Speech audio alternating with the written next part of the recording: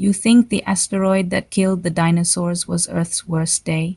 Think again. 252 million years ago, our planet unleashed an apocalypse so savage it made the Dino Killer look like a warm-up act. Volcanoes burned the sky for hundreds of thousands of years, oceans boiled into acid, the air itself turned toxic, and 96% of all life was erased. Bones melted where they lay, forests combusted into ash, and even the oceans suffocated in silence. This was the Great Dying, the deadliest mass extinction in Earth's history. And if you think humanity could have survived it, you're already dead. Picture the world then. One single supercontinent, Pangaea, stretching endlessly across the globe, a bone-dry furnace during the day, a toxic chamber at night.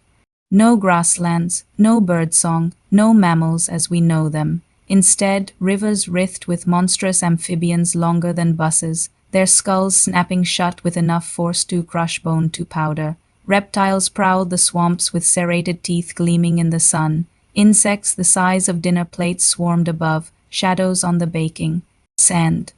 It was a raw, alien Earth, a crucible where life teetered on the edge every day, and yet even in this savage landscape, something worse was brewing beneath their feet. The first signs were bones that shouldn't exist. Fossils found in what is now Siberia reveal forests choked in layers of ash, entire ecosystems frozen mid-collapse.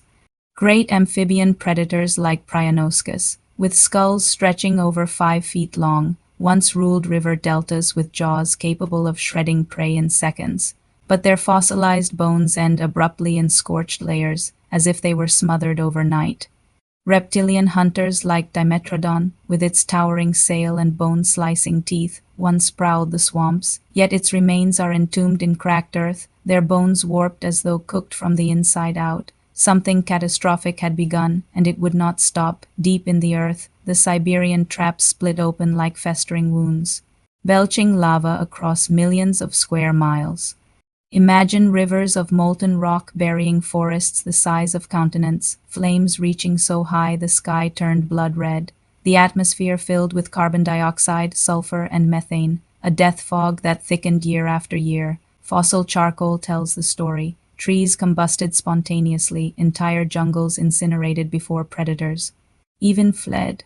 Skeletons of reptiles and amphibians lie in twisted poses, mouths agape as if gasping their last breaths, preserved in layers of toxic ash. The very air became poison, a silent killer erasing lungs before claws or fangs ever struck. And if the skies were lethal, the oceans became liquid graves. Bones of ancient fish vanish from the fossil record as acidified waters stripped calcium from their skeletons.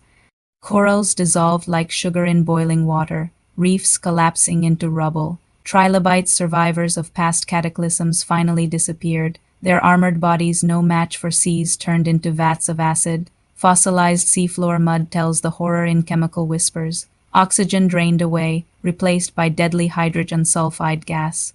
Imagine diving beneath the waves and finding not blue life-filled waters, but a stinking green void, suffocating, burning every living thing from the inside out. Entire species of sharks, ammonites, and armored fish left no survivors, their bones erased from existence. On land, chaos reigned as predators turned on each other. Fossil evidence shows bite marks on scavenged bones, jaws gnawing at the remains of the fallen.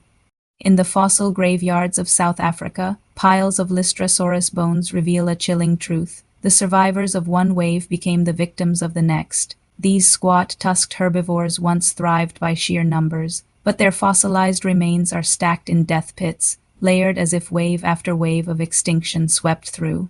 Carnivores like gorgonopsids, saber-toothed hunters with skulls longer than a man's torso, left behind shattered skeletons. Their reign ended as the heat and poison overwhelmed even the apex killers. The climate itself betrayed life. Temperatures soared to over 140 degrees Fahrenheit in places. Fossil soil layers show scorching.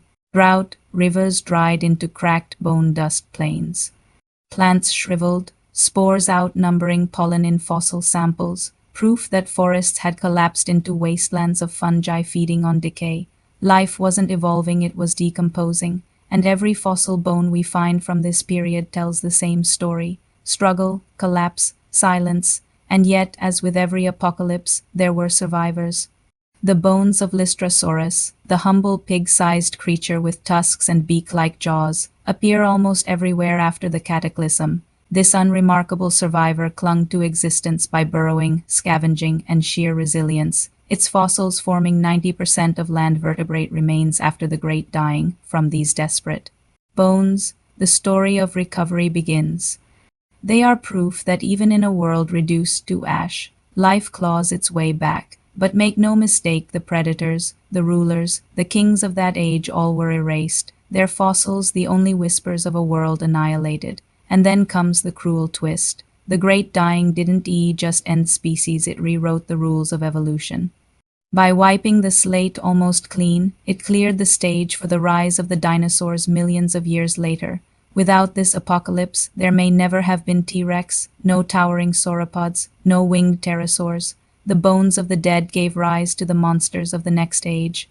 So next time you imagine the asteroid that doomed the dinosaurs, remember the real killer came long before, a volcanic hellstorm that nearly sterilized Earth itself. Fossils don't lie, charred forests, dissolved skeletons, and mass graves etched in stone tell us this was the closest our planet ever came to becoming a lifeless rock.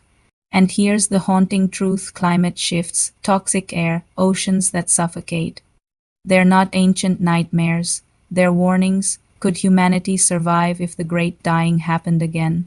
Or would we join the bones, one more layer in Earth's endless graveyard?